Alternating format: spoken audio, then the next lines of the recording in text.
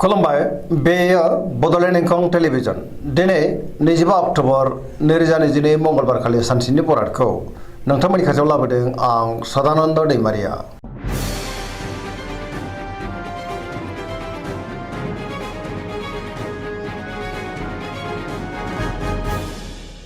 सिगां फरायनो लादों मेष राशि गिबि हांखो अ ल दिनैनि साना जोबोर मोजां जेरावबो देरहासार जागोन मावनो लानाय खामानिखौ थि समावनो मावफुंनो हागोन सुथुरखौ गोरलैयैनो फेजेननो हागोन गोसोखौ दिनै जोबोर गोजोननाय मोनगोन देहाया मोजाङै थागोन अब्लाबो नाथाय जानाय लोंनायाव सांग्रां जानांगोन रांखावरियाव मोजां बेफार फालांगियाव जोबोर मोजां होनजायो आयाबो बांनो हागौ सोरबा लोगोनिफ्राय थोजासे हेफाजाब मोनगोन न'खराव दिनै अनलायनाय फैगोन बिदा फंबायजों मोजां सोमोन्दो थागोन आरो बिमा बिफानि अननाय आरिफोरखौ मोननो हागौ गुबुननि गोसोखौ गोरलैयैनो बोनोबो हागोन गोसोनि बोलोआबो बांगोन समाजाव बयजोंबो मान होजागोन लाइमोनफ्रा जोबोर रमान्टिक जागोन आरो गावबा गावनि गोसोनि साननायखौ फोरमायलायनोबो हागोन फरायसाफ्रा दिनै फरायनायाव गोसो दुंखांगोन आरो मोजां फिथाइ मोनगोन पजिटिभ एनार्जिनि गोहोमबो गोग्लैगोन धोरोमारि बिथिङावबो गोसो दुंखांगोन। वृष राशि गिबि हांखो इ उ ब दिनैनि साना जोबोर मोजां मोनफ्रोमबो बिथिङावनो जाफुंसारगोन गोबां मोजां खाबु फैनोबो हागौ गोसोखौ दिनै जोबोर गोजोननाय मोनगोन गोसोनि बोलोआबो बांगोन गावनि गोसोनि साननायखौ गुबुननो फोरमायनोबो हागोन मावनो लानाय खामानिखौ थि समावनो मावफुंनो हागोन सिगांनि बयबो आद्रा खामानिखौबो दिनै मावफुंनो हागोन समाजाव मान मोनगोन रांखावरियाव मोजां बेफार फालांगियावबो मोजां होनजायो न'खराव अनलायनाय फैगोन बिदा फंबायनिफ्राय थोजासे हेफाजाबखौ मोननो हागौ देहाया दिनै मोजाङैनो थागोन गुबुनजों बाख्नायजानो हागौ सोरबा लोगोनिफ्राय मोजां खौरां फैनोबो हागौ गोसोनि साननायखौ दिनै गुबुननो फोरमायनोबो हागोन पजिटिभ एनार्जिनि गोहोम गोग्लैगोन।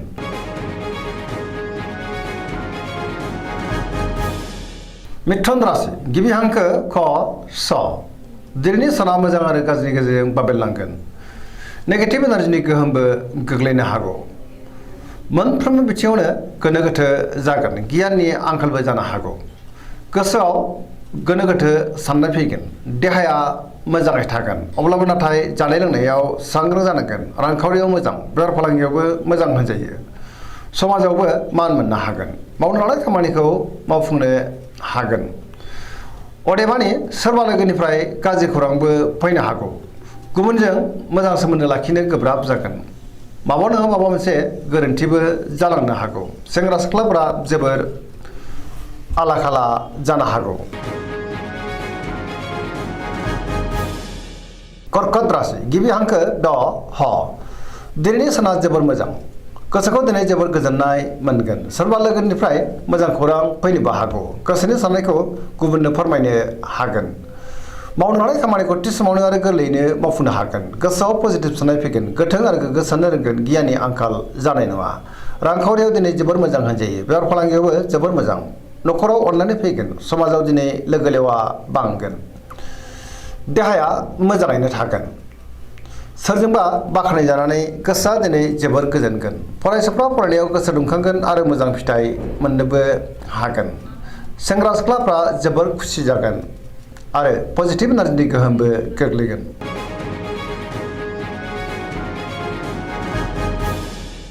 सिंह राशि गिबि हांखो म ट दिनैनि साना मोजां आरो गाज्रिनि गेजेरजोंनो बाबेलांनो हागौ गोसोआव गोनो गोथो साननाय फैगोन नेगेटिभ एनार्जिनि गोहोम गोग्लैनो हागौ मावनो लानाय खामानिखौ मावफुंनो गोब्राब जागोन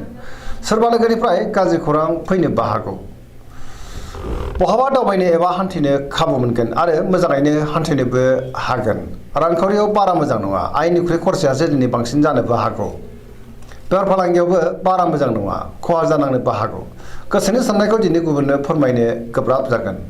गुबुना गोरोन्थि बुजिनो हागौ न'खराव अनलायनाय फैगोन समाजाव मान मोनगोन गुबुननि गोसोखौ नाथाय बोनो गोब्राब जागोन देहाया मोजाङै थागोन अब्लाबो नाथाय जानाय लोंनायाव सांग्रां जानांगोन गुबुननि थाखाय नाङा फाङा जेंनायाव गोग्लैनांनोबो हागौ सांग्रां जानाया गाहाम। कन्या राशि गिबि हांखो प ट दिनैनि साना मोजां आरो गाज्रिनि गेजेरजों बाबेनलांगोन गोसोआव नेगेटिभ साननाय फैनो हागौ गोथों आरो गोग्गो साननो रोंनाय नङा गियाननि आंखालबो जानो हागौ रांखावरियाव मोजां अब्लाबो नाथाय खरसायाबो बांनो हागौ बेफार फालांगियाव मोजां देहाया बारा मोजां थानाय नङा गोबां रोखोमनि देहायारि जेंनाजों मोगा मोगि जानांनो हागौ जानाय लोंनायाव सांग्रां जानांगोन नखराव बिदा फंबायनि हेफाजाबखौ मोननो हागोन अब्लाबो नाथाय नेगेटिभ एनार्जिनि गोहोम गोग्लैनो हागौ सांग्रां जानाया गाहाम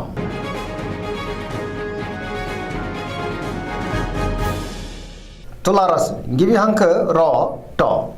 दिनैनि साना जोबोर मोजां गोबां रोखोमनि मोजां खाबु फैनोबो हागौ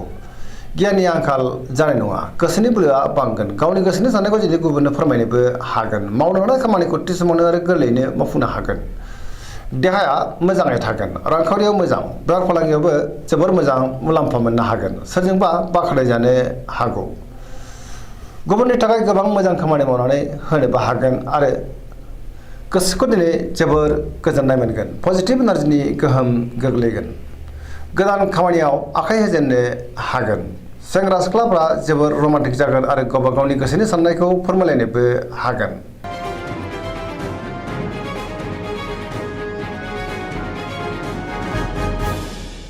वृश्चिक राशि गिबि हांखो न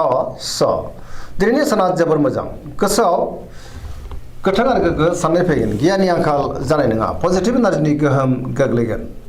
समाजाव बयजोंबो मान होजागोन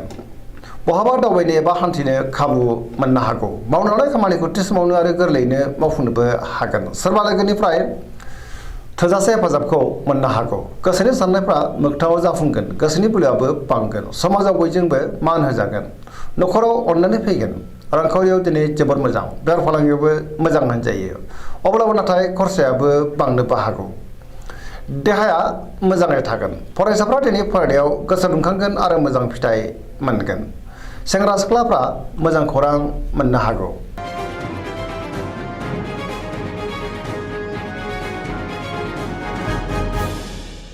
धनु राशि गिबि हांखो ध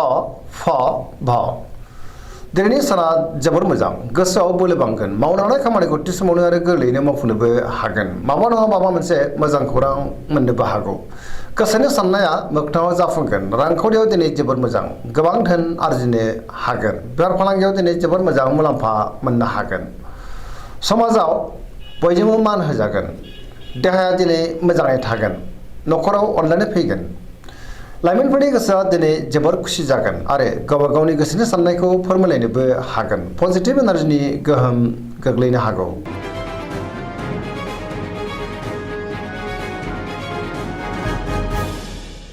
मकर राशि गिबि हांखो ख ज दिनैनि साना जोबोर मोजां गोसोनि साननाया मोगथाङाव जाफुंगोन मावनो हानाय खामानिखौ थि समावनो आरो गोरलैयैनो मावफुंनोबो हागोन रांखावरियाव दिनै जोबोर मोजां अब्लाबो नाथाय खरसायाबो बांनो हागौ बेफार फालांगियाव दिनै जोबोर मोजां मुलाम्फा मोनगोन गुबुनजों मोजां सोमोन्दो लाखिनोबो रोंगोन लाइमोनफोरनि गोसोआ दिनै जोबोर रमान्टिक जागोन आरो गावबा गावनि गोसोनि साननायखौ फोरमायलायनोबो हागोन गोदान खामानियाव दिनै आखाइ होजेननो हागोन नखराव बिदा फंबायनिफ्राय थोजासे हेफाजाब मोननो हागौ सेंग्रा सिख्लाफ्रा गावबा गावनि गोसोनि साननायखौ फोरमायलायनो हागोन आरो गोसोआ दिनै जोबोर खुसि जागोन फरायसाफ्रा फरायनायाव गोसो दुंखांगोन आरो मोजां फिथाइ मोननोबो हागोन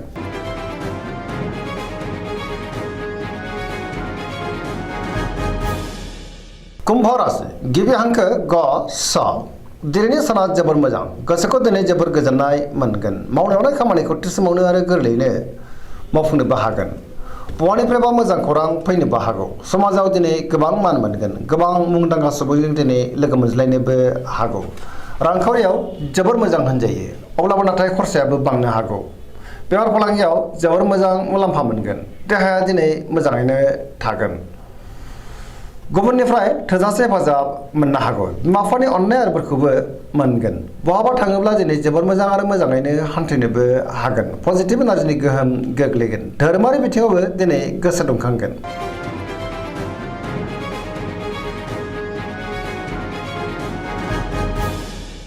मीन राशि गिबि हांखो द स